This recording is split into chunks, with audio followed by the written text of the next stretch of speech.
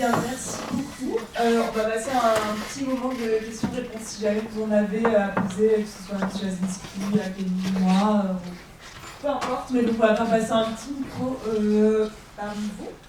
Et n'hésitez vraiment pas à poser des questions.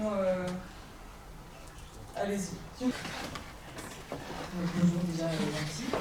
Et moi j'avais un peu participé déjà au Q1 à tout ce qui se faisait par rapport à les Palestine et tout. Et j'ai l'impression que le mouvement est en train un peu de, pas de s'éteindre, mais de descendre un peu. Et je me demandais comment essayer de remonter la pente et de revenir avec, d'essayer de ramener plein de gens avec nous. Et voilà, je sais pas si...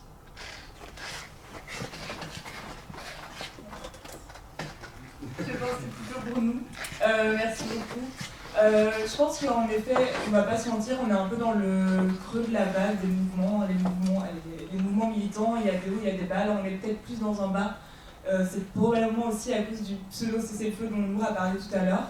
Après, je pense aussi que c'est vraiment possible de changer les choses et que c'est hyper important de ne pas non plus se laisser tomber à un pessimisme. On a vraiment gagné des énormes victoires à l'ULB. À nouveau, je vous redirige vers la brochure. Mais pour vous donner un simple exemple, l'ULB, elle a cessé ses accords unilatéraux avec les universités israéliennes. C'est vraiment une énorme victoire. Et l'ULB, ça a aussi été une des universités où on a eu le plus de victoires sur cette question du boycott académique. Et donc je pense que c'est vraiment déjà important de se rappeler de tout ce qu'on a obtenu et de tout ce qu'on peut encore obtenir. Et c'est pour ça qu'on sait qu'on peut y arriver, on sait qu'on peut le faire et on sait que la mobilisation étudiante, elle fonctionne. Parce que finalement, il faut aussi se dire que quand on parle de mobilisation étudiante qui fonctionne, on parle du mouvement étudiant pour la Palestine et c'est hyper important. Et autour de vous, vous l'avez sûrement déjà entendu parler, on parle de nous comme étant la génération Palestine et ça veut dire que c'est quelque chose, c'est puissant et ça veut dire qu'on arrive à faire changer les choses.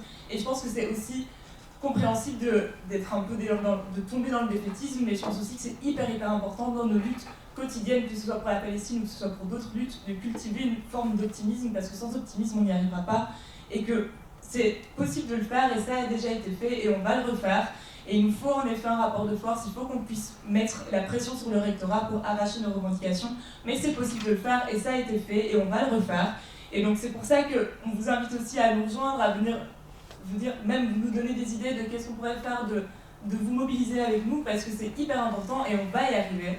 Je ne le répéterai pas assez, mais on est la génération Palestine, on est la génération anti-impérialiste. Et on va le faire, on va prouver qu'on mérite ce titre et on peut le faire tous ensemble. Et donc je comprends vraiment qu'on puisse avoir une forme de défaitisme, mais je pense réellement que dans nos luttes, c'est hyper important de cultiver l'optimisme parce que sinon on n'y arrivera pas.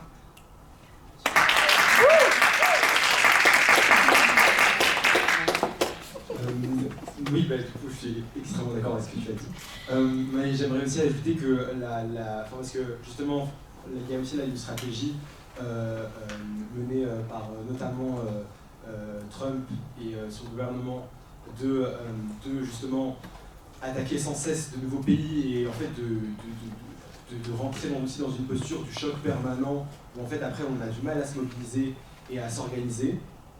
Et face à ça, j'ai l'impression que justement être très constant aussi sur nos luttes, c'est aussi le moyen de pouvoir en fait détricoter aussi tout ce qui est en train d'être mis en place et justement d'entrer aussi dans ces fissures-là pour pouvoir après continuer à gagner des victoires sur les autres luttes qui viennent et qui se multiplient.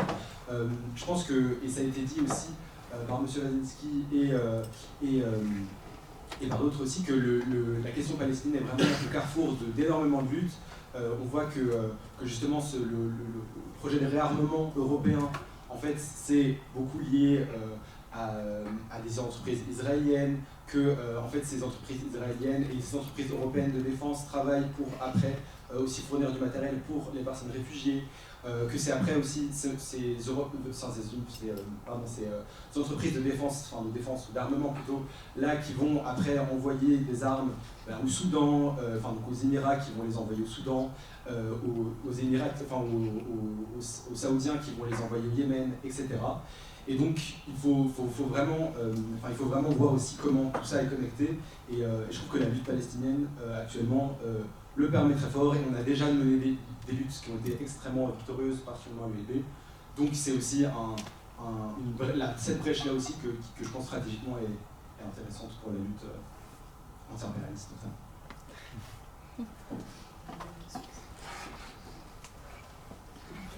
Peut-être déjà passé au-dessus, peut-être que j'ai juste pas compris, mais j'ai un petit peu de mal à comprendre où est-ce que vont aller toutes ces armes qui vont être créées avec la militarisation de l'UE, étant donné qu'on n'est toujours pas dans un conflit armé important, peut-être que je me trompe, mais vous avez parlé du problème qu'il y avait avec les lobbies des armes et qu'il n'y avait pas énormément d'acheteurs en UE et on importait en majorité. Avec l'UE qui décide d'acheter plus d'armes et de se concentrer là-dessus, est-ce que ça veut dire qu'on va prendre part à quelque chose ou est-ce que les armes vont juste rester quelque part dans la cave de quelqu'un?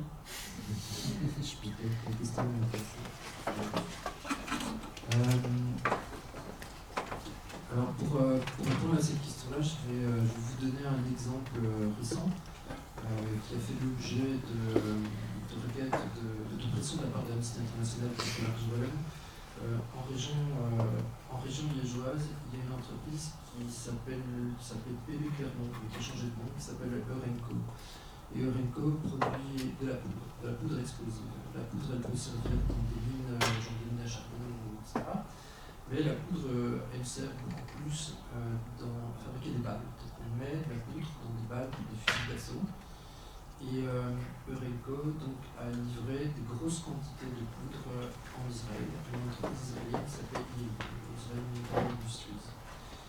Et quand le génocide a commencé, Amnesty International, la Ligue des droits humains et la CNABD, ici une ONG installée ici à Bruxelles, ont eu vent de cette exportation et ont interpellé le ministre-président de la Wallonne et le découvre à ce moment-là, parce que c'est lui qui était responsable de la signature des documents qui permettent l'exportation en Israël. Et ils lui ont dit que c'était irresponsable parce qu'en fait, l'armée israélienne consommait beaucoup de munitions et n'était pas et que ça risquait d'être utilisé par l'armée israélienne dans le cadre du génocide. Et lui, a commencé par dire non, il n'y a pas de risque parce qu'en fait, ce qu'on fait, c'est qu'on envoie la poudre en Israël, et la poudre ne sert pas à fabriquer des balles qui sont vendues à l'armée israélienne, elle va dans des balles qui sont revendues à l'armée belge, revendues à l'armée norvégienne, à l'armée états-unienne, etc. C'est une illustration parmi d'autres, en fait. La production des armes, c'est la même chose que vos téléphones, etc. Vous avez des produits qui viennent de Chine, qui partent vers un état asiatique, on en fait quelques composants, puis ça part en Europe, on l'assemble, puis ça part... Et ça fait le tour du monde plusieurs fois, etc. Donc ça signifie quoi? Ça signifie deux choses. Ça signifie dans un premier temps qu'on ne sait pas où ça va terminer. Ça, c'est la réalité des choses. On ne sait pas où ça va terminer, mais on sait que c'est fait pour tuer des gens, pour blesser, pour tuer des gens. Donc ça, c'est la première chose, on ne sait pas.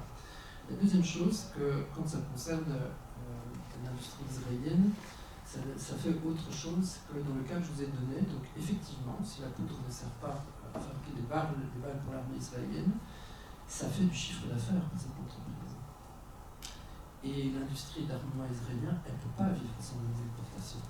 Donc l'armée israélienne a besoin de l'industrie israélienne, et l'industrie israélienne, elle a besoin de ses exportations. Donc, si vous coupez les exportations de l'industrie israélienne, elle ne tient plus, ou elle devient fragile, et donc elle a des difficultés à fournir l'armée israélienne. Donc c'est pour ça, en fait, ça fait un peu partie, si vous voulez, des stratégies de type boycott, des investissements et compagnie. Ça a un impact économique potentiel. Donc, ici, les financements européens, c'est des financements pour faire des recherches sur l'intelligence artificielle, le développement de matériaux spécifiques, ce qu'on appelle des technologies quantiques pour les ordinateurs, pour accélérer les calculs, etc. Ce sont des technologies duales, elles peuvent servir pour fabriquer des équipements peut-être pour des hôpitaux, mais ça peut servir aussi pour fabriquer des missiles hypersoniques. Vous avez peut-être entendu parler que l'armée israélienne utilise un logiciel qui s'appelle Lavender à l'intelligence artificielle pour détecter des cibles, 30 000 cibles en permanence qui sont suivies dans la bande de Gaza. Et dès que, en fait, c'est une plateforme qui capte, qui est reliée à des capteurs, qui enregistre les communications mail, WhatsApp, téléphonique, etc. Elle les assemble, elle va voir sur les réseaux sociaux les fiches des gens, sur LinkedIn, sur Facebook, etc. L'intelligence artificielle fait des rapports humains, des fiches par personne, et détermine, on ne sait pas précisément selon quels critères, selon quels paramètres, elle détermine quelles sont les personnes qui sont à considérer comme terroristes ou pas. Les rapports sont évalués en quelques dizaines de secondes par un membre des services de renseignement ou la police israélienne qui décide par après si oui ou non on va tuer les personnes en question. Donc, les technologies en question, elles rentrent là-dedans, en fait, à un moment ou l'autre.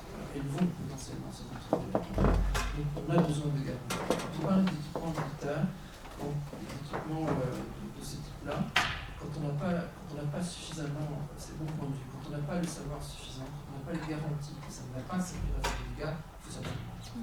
Ça doit être un principe de prudence. Le problème, c'est que les autorités voient les choses de la manière populaire. Ils se disent que si on ne sait pas, ça veut dire qu'il n'y a pas de problème. Il faut juste pas avoir un peu de problème.